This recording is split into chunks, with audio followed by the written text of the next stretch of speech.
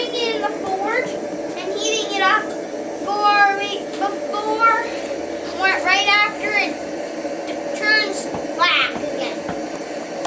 It's power hammer time.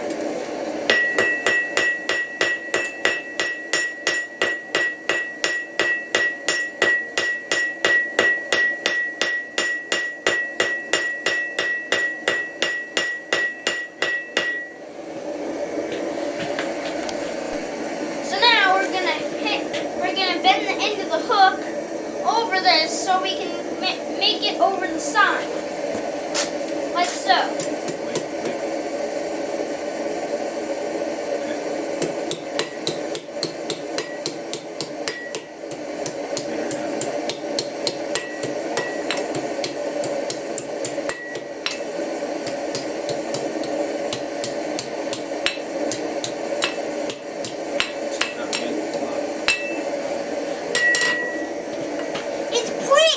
Go ahead. So we have our hooks here.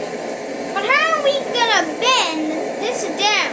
This is gonna be right here, sticking out like this.